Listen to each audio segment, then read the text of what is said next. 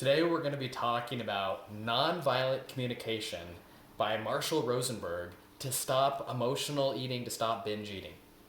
It is fascinating to see these similarities between having great relationships, getting your needs met in relationships, not being lonely and sad and bitter, but getting your needs met in relationships with other people. It's fascinating to see how having good relationships is very, very similar to having a good relationship with food. Just a normal relationship with food where you feel good, where you're not abusing food. And I'm going to go through the 4 steps of nonviolent communication, and you are going to be amazed at these similarities to ending emotional eating. Now, this makes sense. Remember, in Eating Enlightenment, the name of this channel, Eating Enlightenment, we realize that food, how we eat food, is how we live life. So if we want to live a great life, then it makes sense that it's the same path. The way to have great relationships is very similar to the way to have normal relationships with food. This is far beyond food. These skills go into relationships, they go into career. They're the yoga of food. So I'm super excited to introduce these steps to you. I'm going to go through all 4. Ready? Observe, feel, understand what you need, and then request. Now, right away, if you've been watching this channel at all, I know that you're probably already, the light bulb moments are clicking for you. Observe, feel, needs. Are these not 3 skills that we have been practicing, that I've been drilling and ranting about binge eating? Observe how you feel. 3, 2, get in touch with how you feel it. 3, understand the need. Understand what the feeling is trying to tell you. If you're tired, if you're yawning, if you're exhausted, the feeling is pointing the way to the need. The need might be rest, it might be relaxation, it might be peace of mind. But whatever the case is, it's the same thing. It is the same thing. You observe what's going on, and you are clear about it. You're factual. You're objective. You're not judging yourself. You get clear on what's going on. I'm hungry right now. That's step 1. Step 2, what am I feeling? Where am I feeling it? How intense is it? Have I felt this before? Number 3, what am I feeling? What am I needing right now? What do I need in this moment? Getting super clear on these needs. So, those are the first 3 steps of nonviolent communication. The first 3 steps of nonviolent communication are all about you. It's all about you. Isn't that amazing? The first 3 steps out of 4 for nonviolent communication, a highly respected process that has been used to resolve gang disputes in Africa. It's been around since the 1980s. It's trusted, it's tried, it's true. The first 3 steps of that are identical to ending emotional eating. The correlations are insane. I still am mind blown by it. It's so cool for me to see this. Now, there are a few differences, and we're going to get into these right now. The difference that I like to say is step 3.5. So in between getting your needs met and asking, requesting for someone to do something for you, because that, by the way, requesting is the 4th step. I always teach people, try to meet your needs yourself. A big part of ending emotional eating is you understand what you need, and you're able to talk to yourself. Talk to yourself, literally talk to yourself and be like, it's okay. You're able to give yourself love. You're able to give yourself compassion. You are giving you love.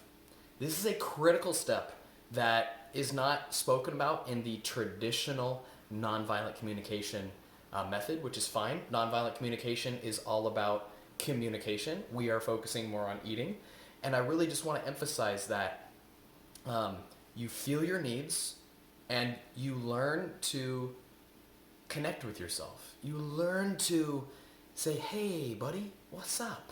What do you need right now? It's okay to feel that way. I love you. Let's go see if we can try to get what you need. Let's see if we can calm down. Let's see if we can meet our need ourselves first. Okay? Now, this is not a program. The Eating Enlightened program is not about independence. Independence means like, do it yourself, shut up, just meet your own needs, don't worry about anyone else. No. It is not that. Eating Enlightenment, we realize that we can meet some of our needs by ourselves. We can be less lonely if we are connected to ourselves, but we still need other people to some degree. It's a dance. So this is really, really important because emotional eating, the reason we emotionally eat is because we aren't having an emotional need met. If you are desperately lonely, the only way to solve that is to have companionship with you or someone else. If you don't get companionship, there's going to be pain. And when there's pain, you'll avoid the pain by emotionally eating. So to stop emotionally eating, we got to meet the need. We got to address the need. We got to fulfill the need, right? So the first thing that we've been learning all throughout this course is how to meet the need yourself. How to start understanding your needs. How to self-soothe. How to calm down. How to shut that inner critic up, or at least how to not believe the inner critic and to stop paying attention to it as much. We've been learning these, and the next step in our evolution is to take these same skills and to practice it in relationships. The fourth step is requesting, and it's identical to nonviolent communication. Now, what is a request? Well, let's look at the opposite, because a lot of people, they have some blockages here. A lot of people are people pleasers, and people pleasers hate to put any sort of burden on the other person. They say, I feel afraid to ask for help.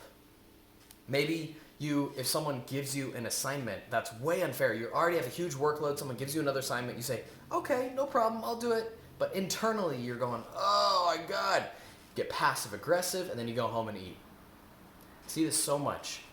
And so sometimes there's a confusion. When we start thinking about requesting, people get confused with demanding. Demanding is something that's where it sounds like this. Hey, if you don't do this, I'm going to do X, Y, and Z to you. There's a punishment. There's some pressure. If you don't do this, then I'll be really disappointed. Please do this or else you'll be fired. Or just going up to someone, I need you to do this. No. That's a demand. A request is always a question. And it traditionally begins with like this.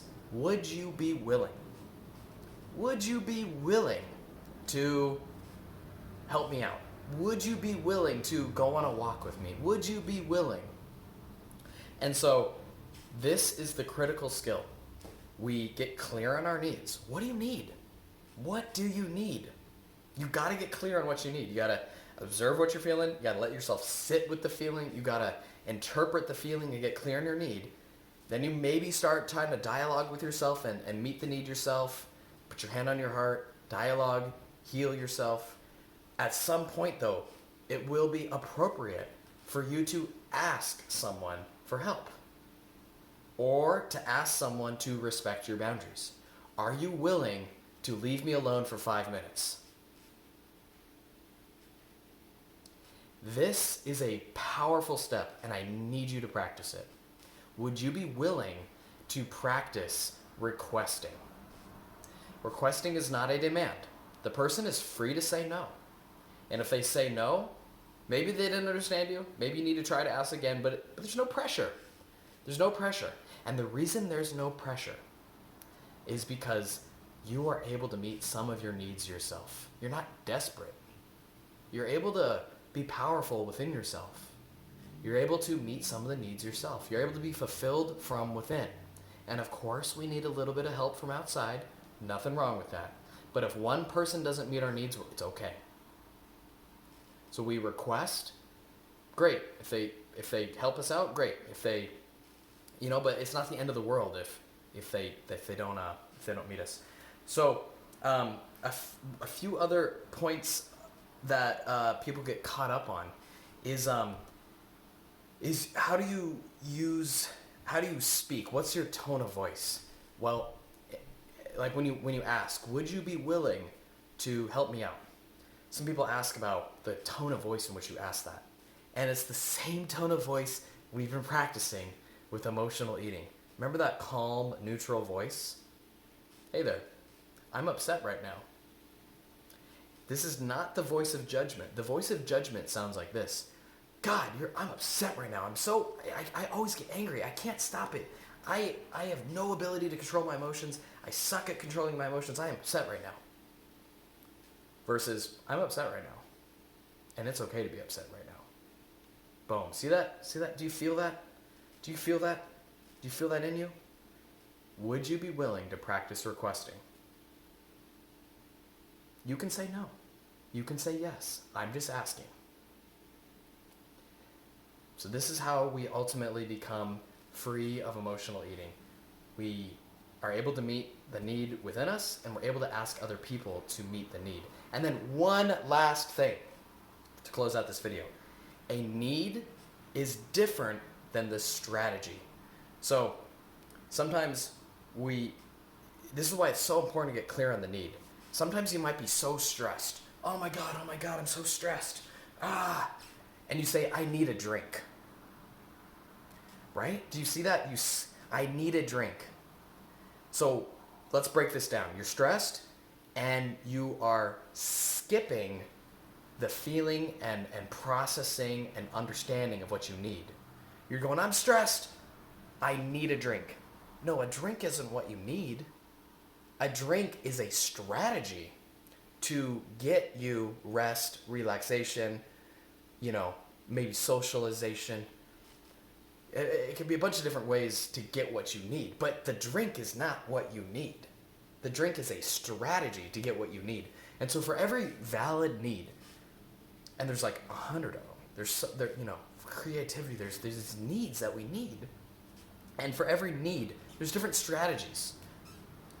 If you need rest, you can take a nap, you can watch a movie, you can talk with a friend, you can listen to music, so for every need, there's different strategies.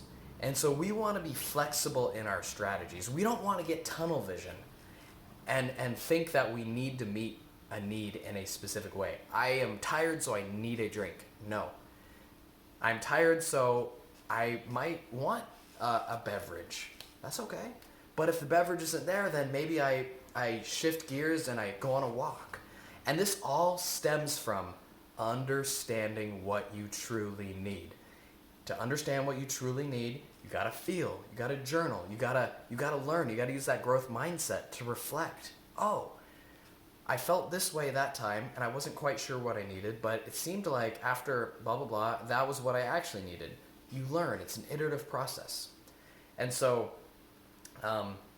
just don't get caught in rigid thinking. Calm yourself down.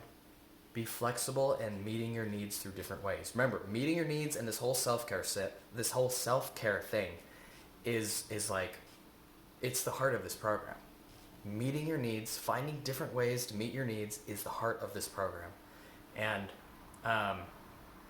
this next step right here is about taking all these skills that we've learned and bringing it outward into the world, bringing it outward into your relationships, setting boundaries, and asking for help. It's a beautiful thing, and it's life-changing. And it's ultimately how we really end emotional eating. So, with that being said, have a great, great day. Thank you so much for watching these videos. I have a blast making them. Let me know if you have any questions, comment below, and namaste.